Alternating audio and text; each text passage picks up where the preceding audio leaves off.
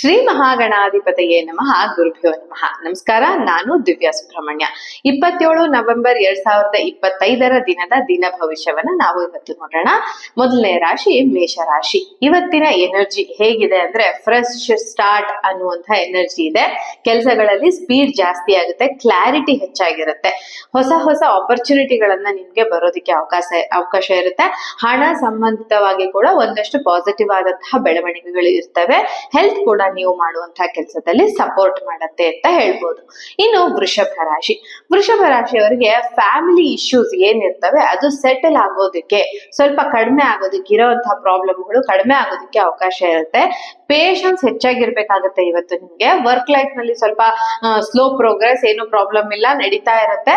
ಆದ್ರೆ ಸ್ಟೆಬಿಲಿಟಿ ಅಂತೂ ಇದೆ. ಇನ್ನು ಹೆಲ್ತ್ ಗೆ ಸ್ವಲ್ಪ ಲೈಟ್ ಆಗಿ ಒಂಚೂರು ಕೆಮ್ಮು ನೆಗಡಿಯ ತರದ ಒಂದು ತೊಂದರೆಗಳು ಆಗೋದಕ್ಕೆ ಅವಕಾಶ ಇರುತ್ತೆ ಅಂತ ಹೇಳ್ಬೋದು.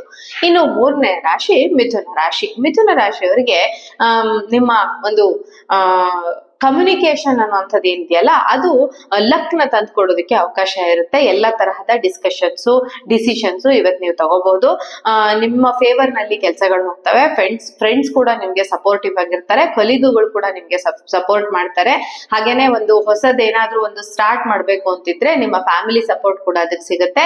ಹೆಲ್ತ್ ಕಂಡೀಷನ್ ಕೂಡ ನಿಮ್ಗೆ ಸಪೋರ್ಟಿವ್ ಆಗಿರುತ್ತೆ ಅಂತ ಹೇಳ್ಬಹುದು. ಇನ್ನು ಕರ್ಕಾಟಕ ರಾಶಿಯವರಿಗೆ ಫೈನಾನ್ಷಿಯಲ್ ಇಂಪ್ರೂವ್ಮೆಂಟ್ ಕಾಣಿಸುವಂತಹ ದಿನ. ಹಣಕಾಸಿನ ಅಭಿವೃದ್ಧಿ ಆಗುತ್ತೆ. ಮನೆಯಲ್ಲಿ ಯಾವುದೇ ಒಂದು ಕೆಲಸಗಳಿದ್ರು ಅದನ್ನ ಮಾಡ್ತಾ ಇಡೀ ದಿನ ಬ್ಯುಸಿ ಆಗಿರುವಂತಹ ದಿನ ಅಂತ ಹೇಳ್ಬೋದು. ವರ್ಕ್ ಲೈಫ್ ನ ಸ್ವಲ್ಪ ಬ್ಯಾಲೆನ್ಸ್ ಮಾಡ್ಬೇಕಾಗತ್ತೆ. ನಿಮ್ಮ ಮನೆಗೆ, ನಿಮ್ಮ ಕುಟುಂಬಕ್ಕೆ ಸಹ ನೀವು ಟೈಮ್ ಕೊಡೋದು ಇಲ್ಲಿ ತುಂಬಾ ಒಳ್ಳೆಯದು ಅಂತ ಹೇಳೋದಕ್ಕೆ ಬಯಸ್ತೀನಿ. ಇನ್ನು ಸಿಂಹರಾಶಿಯವರಿಗೆ ಕಾನ್ಫಿಡೆನ್ಸ್ ತುಂಬಾ ಸ್ಟ್ರಾಂಗ್ ಆಗಿರುತ್ತೆ. ಕೆರಿಯರ್ ನಲ್ಲಿ ಬೋಲ್ಡ್ ಆದಂತಹ ಡಿಸಿಷನ್ಸ್ ಗಳನ್ನ ನೀವು ಇವತ್ತು ತಗೋತೀರಾ. ರೆಕಗ್ನಿಷನ್ ಸಾಧ್ಯ ಇರುತ್ತೆ. ಅಂದ್ರೆ ನೀವು ಮಾಡುವಂತಹ ಕೆಲಸವನ್ನ ಒಪ್ಕೊಳ್ತಾರೆ ಜನ. ಲವ್ ಲೈಫ್ ಕೂಡ ಪಾಸಿಟಿವ್ ಆದಂತಹ ಒಂದು ಶಿಫ್ಟ್ ನ ತಗೊಳ್ಳೋದಕ್ಕೆ, ಚೇಂಜ್ ನ ತಗೊಳ್ಳೋದಕ್ಕೆ ಅವಕಾಶ ಇರುವಂತಹ ದಿನ ಅಂತ ಹೇಳ್ಬಹುದು. ಇನ್ನು ಕನ್ಯಾ ರಾಶಿಯವರಿಗೆ ವರ್ಕ್ ಪ್ರೆಷರ್ ಇರುತ್ತೆ, ಹೆಚ್ಚು ಇರುತ್ತೆ. ಆದ್ರೆ ನೀವೆಲ್ಲವನ್ನ ಮ್ಯಾನೇಜ್ ಮಾಡುವಂತಹ ಒಂದು ಚಾಕಚಕ್ಯತೆ ಇವತ್ತು ನಿಮ್ಗೆ ಇರುತ್ತೆ ಅಂತ ಹೇಳ್ಬೋದು. ಹೆಲ್ತ್ ಬಗ್ಗೆ ಸ್ವಲ್ಪ ಕೇರ್ ಬೇಕಾಗುತ್ತೆ.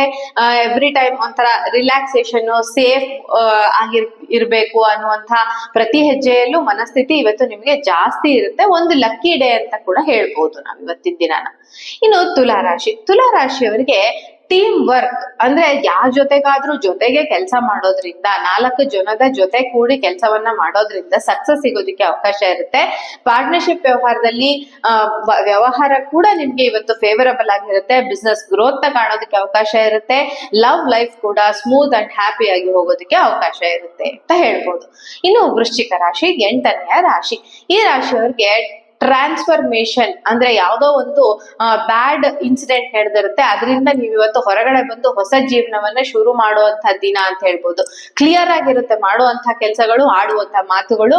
ಯಾವುದೇ ರೀತಿಯ ಅನ್ಎಕ್ಸ್ಪೆಕ್ಟೆಡ್ ಆದಂತಹ ಗೈನ್ಗಳು ಈ ಟೈಮಲ್ಲಿ ಬರಲ್ಲ ಅಂತ ಅನ್ಕೊಂಡಿದ್ರು ಕೂಡ ಅದು ಬರೋದಕ್ಕೆ ಅವಕಾಶ ಇರುತ್ತೆ.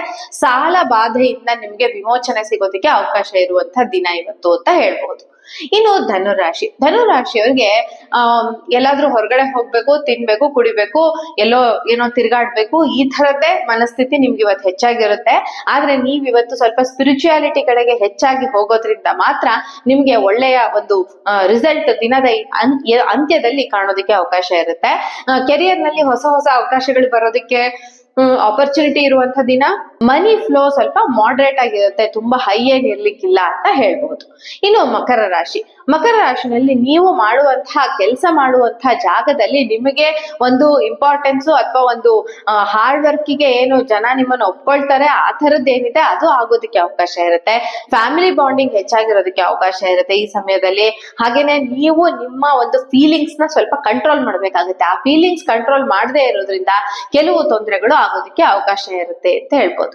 ಇನ್ನು ಕುಂಭರಾಶಿಯವರಿಗೆ ಕುಟುಂಬದಲ್ಲಿ ಅನೇಕ ಸಮಸ್ಯೆಗಳನ್ನ ಎದುರಿಸ್ತಾ ಇರ್ತೀರಾ. ಆದ್ರೆ ವರ್ಕ್ ಲೈಫ್ ಅಂತ ಬಂದಾಗ ನಿಮ್ಗೆಲ್ಲ ಕೂಡ ತುಂಬಾ ಸಾಫ್ಟ್ ಆಗಿ, ಸ್ಮೂತ್ ಆಗಿ ಕೆಲಸಗಳಾಗೋದಕ್ಕೆ ಅವಕಾಶ ಇರುತ್ತೆ.